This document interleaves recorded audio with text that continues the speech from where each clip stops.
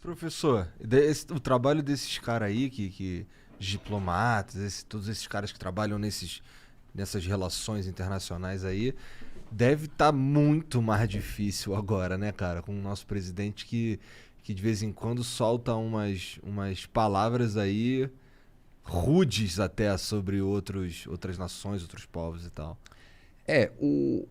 O Brasil era um dos poucos países no mundo que tinha relações amigáveis com todos, todo basicamente, mundo. assim, né? Isso realmente foi um dos das grandes conquistas da diplomacia brasileira. O Brasil conseguiu resolver seus conflitos fronteiriços de maneira pacífica, né? Só com o Paraguai, que teve um confronto, mas com todos os outros foi por meio de arbitragem, e que é raríssimo, né? Quando você olha, por exemplo, a Alemanha, todas as fronteiras da Alemanha foram definidas por meio de guerra, né? Conquistas, etc. Então o Brasil é muito atípico nesse sentido, um grande país com um poder militar muito pequeno, né? Vocês sabem onde vai a boa parte do orçamento militar. Trator ou picanha? Ou leite condensado? É isso. Não, mas pensões, salário, etc. Ou seja, não é assim não tem um grande poder militar e, portanto, não ameaça também seus vizinhos. O Brasil conseguiu algo que poucos países conseguem. É um grande país rodeado por países pequenos e ninguém tem medo do Brasil. Invadir esses países, que não é nada trivial. Os países têm medo da China, os vizinhos da Índia se preocupam com a Índia, o Paquistão tem medo da Índia. Por mais de 1000 anos, os vizinhos da Alemanha se preocuparam com a possibilidade de uma unificação alemã e os ingleses e franceses só toparam a unificação em 90 se a Alemanha topasse abrir mão da sua moeda, né? Foi naquele momento que eles diziam, tudo bem, porque eles tinham medo de uma Alemanha grande com uma moeda forte que pudesse controlar o resto. O Brasil sempre deu um jeito. Agora, com Bolsonaro, esse soft power brasileiro, assim, realmente, dessa forma não existe mais, porque... não existe mais, é forte, hein, professor? Eu também acho que pode... Não, nesse momento, né, não existe com ele, né? Ele não tem esse poder. Claro, me parece assim que esse governo utilizou a política externa para muitas vezes mobilizar grupos internos. Entendeu. Então, por exemplo, atacar o Macron. Para fortalecer a própria base. Então, muitas vezes eu acho que houve, por exemplo, um confronto, não assim uma ameaça contra a Argentina, mas chamar o candidato à presidência na Argentina que estava vencendo de ladrão, de esquerda, não sei o quê. Do ponto de vista racional, isso não faz muito sentido. Isso faz muito sentido para mobilizar a base no Brasil, que não gosta da Cristina Kirchner. Faz muito sentido ser o candidato, mas não se você é o presidente. Porque agora você tem uma situação complicada com a Argentina, com os Estados Unidos. Com a China. Com a China, com boa parte da Europa. Eu acho que o Brasil mantém uma relação funcional com os países BRICS, né? Mas, de certa maneira, também na grande questão que dominará o debate internacional nos próximos anos, que é a mudança climática, o Brasil é visto como uma potência negacionista. Agora, é verdade, há uma percepção de que o Brasil é maior que o Bolsonaro, por exemplo. Ou seja, com quem o John Kerry, que é a pessoa responsável para assuntos climáticos, se encontrou quando esteve aqui.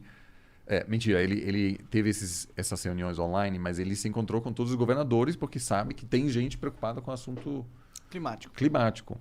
Mas, digo, esse goodwill, né?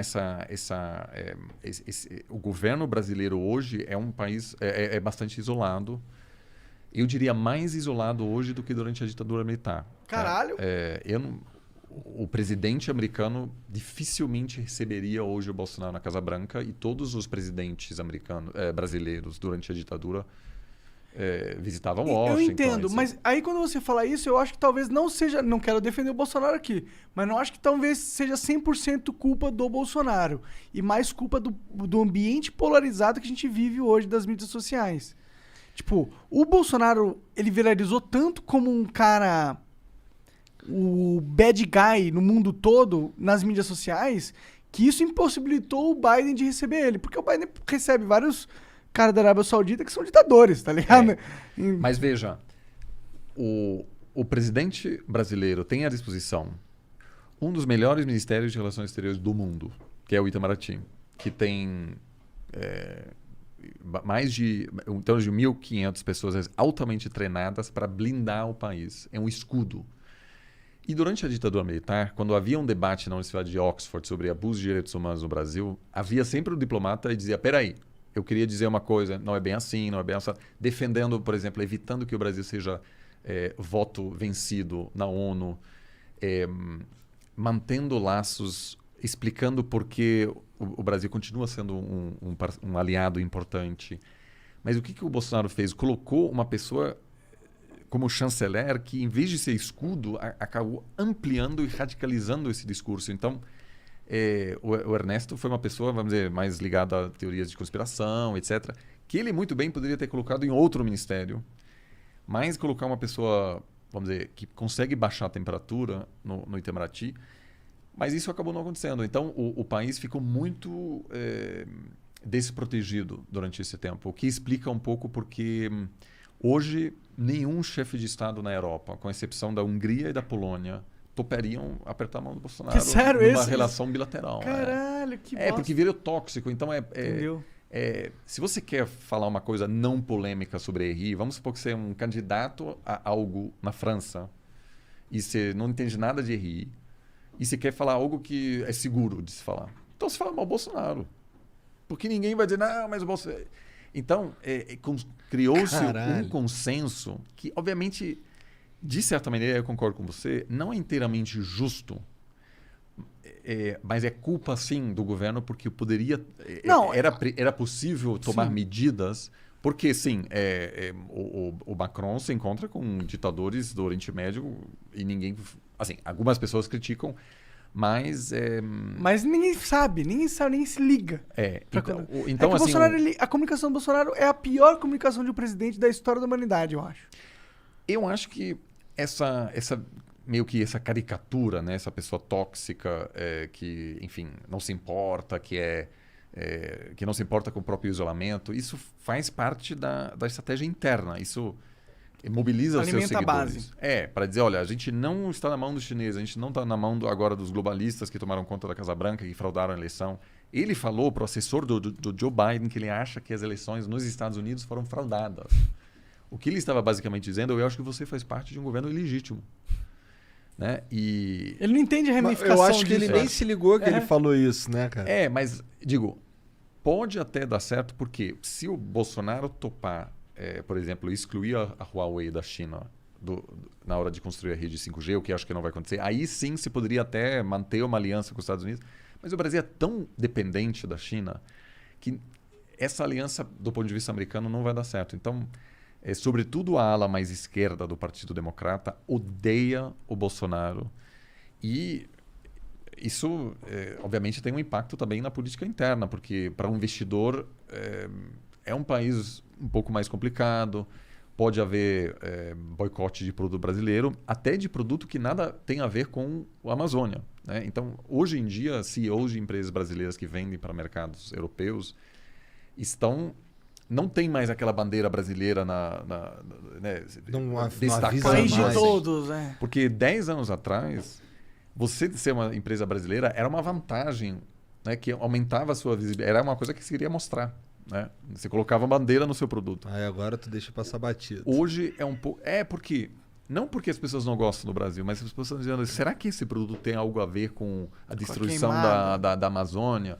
E eu tenho conversado com representantes de empresas que não tem nada a ver com a Amazônia e disseram que eles enfrentam esse questionamento bastante quando viajam para o exterior. Por quê? Porque o governo não construiu uma narrativa que poderia ter construído perfeitamente.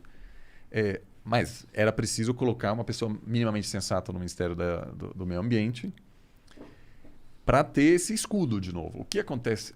Havia taxas de desmatamento superiores às taxas atuais nos anos 90.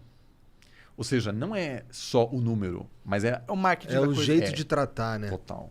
O Collor, por exemplo, só para dizer assim, o Collor que teve uma presença curta, organizou o Rio, a grande conferência climática. Né? Teve agora a Rio mais 20. A primeira foi em 92.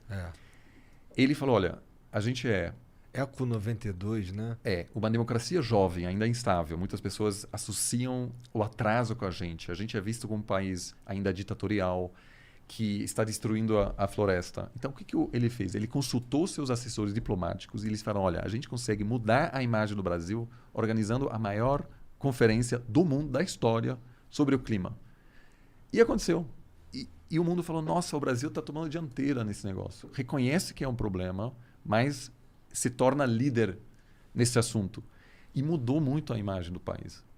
Então, um outro governo, né, poderia ter feito uma grande conferência, dizer, olha, sim, temos um problema, vamos pensar conjuntamente como lidar com essa questão.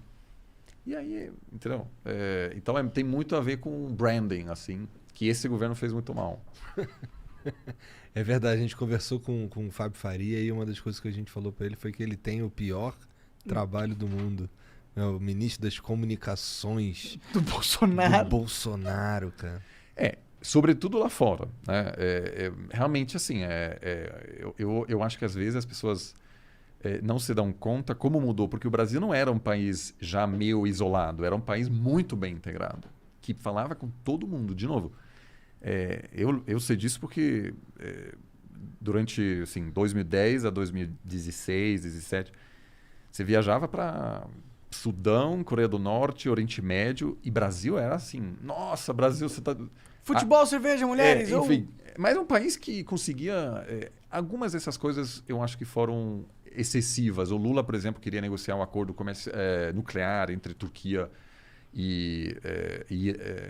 conjuntamente com a Turquia, negociar um acordo nuclear com o Irã. Porra! E foi lá e Da assinaram... hora, porra. Aí ele queria... Enfim, havia um momento em que... Pô, da hora, a gente tá cheio de problema aqui, pô. Ah, mano, mas pô, se a gente tá cheio de praia, é um país, a gente tem milhares de pessoas trabalhando pra gente. Se tiver então- uma pessoa trabalhando na paz de um país, é da hora, pô. Então, assim, muitas dessas coisas eu acho que foram um pouco exageradas, talvez, mas o país nunca chegou... Naquela época, quando o Brasil resistia à pressão internacional para acabar com a escravidão no século XIX, também o país estava bastante isolado, né? Porque é um dos últimos países no Ocidente a, de fato, implementar o fim da escravidão. Mas isso, obviamente, faz muito tempo e é difícil comparar esses períodos, mas esse isolamento vai dar um baita trabalho para qualquer futuro presidente. Pra reverter esse isolamento aí. Eu concordo e discordo, porque... Como é que é? Eu concordo que foi uma cagada tão grande que vai dar trabalho, mas eu acho que a gente tá num planeta que a notícia ela voa muito rápido. Tipo, o Talibã descobriu que os Estados Unidos estava vazando e foi lá e falou, mano, a gente já, tipo, não demorou meses, demorou dias, demorou horas. O Brasil tem uns meios, né? Esse plano de politizar o Itamaraty não deu certo, então hoje você tem um chanceler que Hoje mudou? mudou. Quem que tá lá agora? O Carlos França, que é uma pessoa que faz de tudo para não aparecer. E tá certo assim, porque ele faz contenção de danos nos bastidores, uma pessoa que quase nunca dá entrevista na imprensa, porque está começando a tentar baixar a bola um pouco e convencer, por exemplo, os ministros a não falarem mal da China, que sempre é um assunto que assusta o agronegócio.